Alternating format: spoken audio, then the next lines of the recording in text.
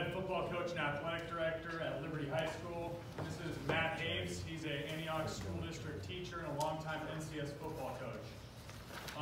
Matt brought this to me. This is an NCS football playoff proposal. I truly believe this is the most competitively equitable NCS playoff proposal NCS has ever seen, and he has data to prove that. This proposal is going to separate public type schools and private type schools once playoff hits in football. We're going to label these schools compulsory schools and choice schools. Compulsory schools are defined as required to service all students in their attendance boundaries, and they have to follow all aspects of the education code. Choice schools have a selective admissions process, and they can do things compulsory schools cannot. By business model, they can attract students who are economically viable, and they can attract by faith, academics, or extracurricular activities. Our section's made up of 85% compulsory schools and 15% choice schools. And we believe that our section champions should reflect who we are as a section as a whole. What it would look like. There'd be 7 divisions.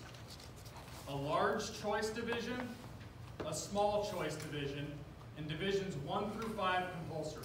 In the top choice divisions, there'd be, in the large choice, there's 8 schools. The small choice, there's 8 schools.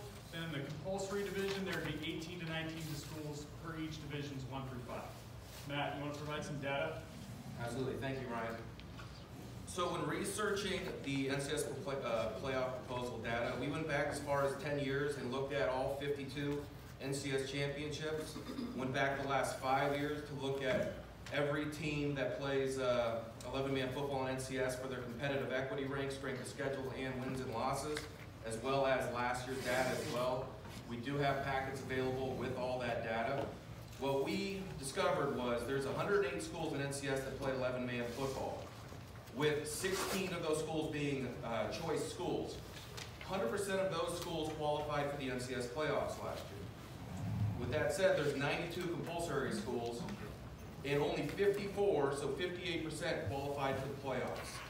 Since 2009, there's been 52 NCS championships, with the 16 choice schools winning 32 of them, 61.5%, and the 92 compulsory schools winning 20, a total of 38.5%. In last year alone, 2018, there were 115 contests between choice and compulsory schools, with the choice schools having an overall record of 82 and 33, and points per game margin of 37 to 19, which is a difference of 18 points per game.